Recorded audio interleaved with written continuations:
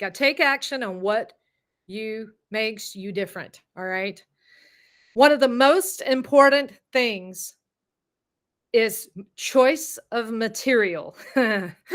I just talked about this a second ago. I was going to auditions choosing stuff from Phantom of the Opera, and I am not an ingenue. I am dark hair. I look like the villain. I'm Velma Kelly in Chicago. I am like, I just am what I am, right? That's the role that I am. And sometimes you have to embrace those things, right? So you have to choose your material. Choose what you talk about.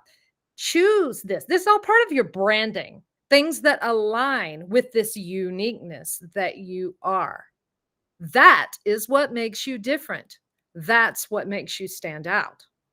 All right. So once you get to this spot and you do the preparation, then you have to take bold, fearless action over and over, and you have to do it in real world scenarios. So that's what this is about. And I want to say this. This is my quote, and I'm going to say it right now. The best way to get better at speaking is to speak. The best way to get better at singing is to sing. All right. You have to do it and do it often. All right. And whether that be a small audience or a big audience, it does not matter. You have to do it. You have to use it or you lose it. All right. It's like speaking another language. Kat was talking about that. If you don't use the other language, you're not going to keep speaking the other language. You've got to do it. All right. So aligning those strengths, your on-stage persona, so your weirdness, right? Those oddities, those things that make you stand out, and then putting it forward. So when I was working on my own personal brand, and when I started this entrepreneurial journey, see, I've got this performance. You see all this red. Someone's talking about this red, a little fire, a little feisty in my personality, right? The sparkles, the glamour. This is who I am, right? But I was hiding it. I was hiding it behind pink because I thought that's what I needed to be. I thought I needed to be sweet. All right. I don't have to be sweet. I have to be myself. And this is about authenticity.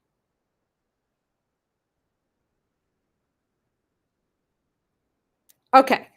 And now we're going to get into something that we can do for confidence.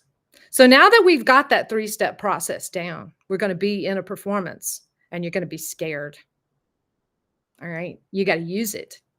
And one of the first things I do, and I even do it with my mentor clients that I work with, is that we do breathing exercises. We do them every time.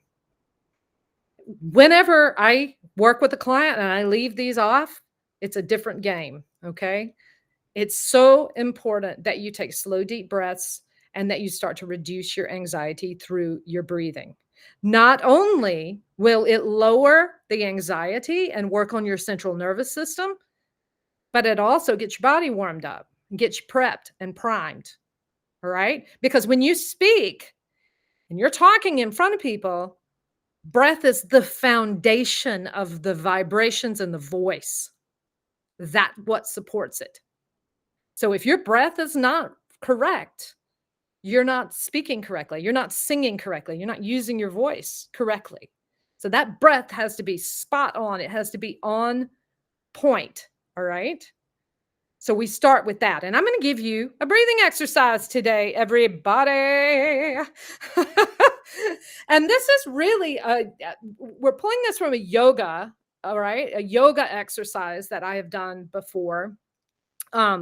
But this is a great way, number one, to lower blood pressure. All right. So this is part of that anxiety, right? So when do you use this? You want to use this, but anytime you have, whether introducing yourself, speaking, whatever you may have to do, you want to use this, right? Find a little spot off by yourself. And what you do is you hold one finger on one side of your nose. So I'd love everybody to try this. And we're going to breathe in through our nose. Now we're going to take our other finger and we're going to breathe out through the other nostril. Now we're going to breathe in through that one and out through the other one.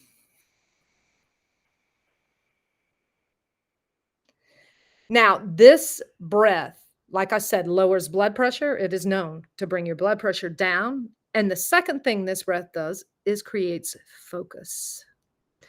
So, what it does is it takes the mind off the stress and brings it down into a manageable space for us.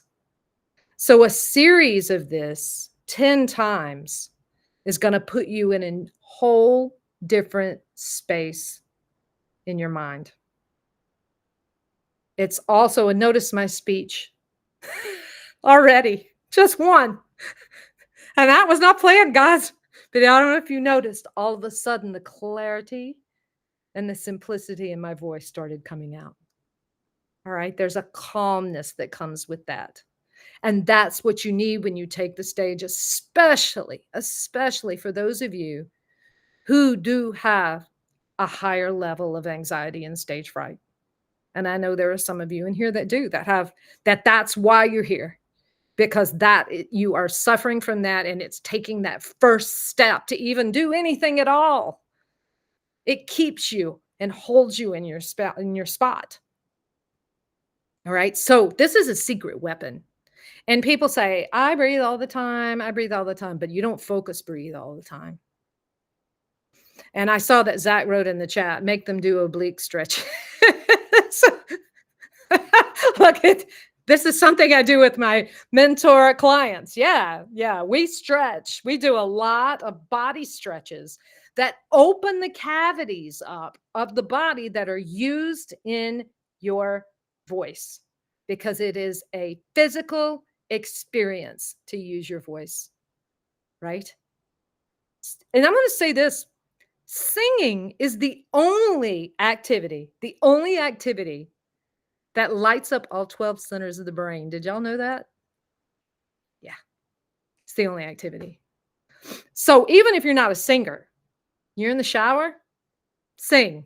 So for those of you who say, I'm not a singer, that's fine. You don't have to sing in public. But I suggest you hum some tunes, because it's a game changer. It's a game changer from the emotional center all the way to the central nervous system of the body, to the blood pressure, to our heart, to our endorphins. All of these things are affected by the way we use our voice. So I cannot, and I know Jen is in here and she is in wellness, and I want to bring this point out right now. Using your voice is one of the healthiest things that you can do for your body, not just mentally, but physically as well. I remember one time Zach said to me when he first started singing, oh my word, there's so many things that singers do that like help other things. I don't know if Zach remembers saying that to me when he discovered it, right? Wait, Zach, tell us, what was the one thing? I remember what it was. I don't know if you remember or not. It could have been a variety of things. I distinctly remember saying something along the lines of, it makes the mucus go away. The phlegm monster.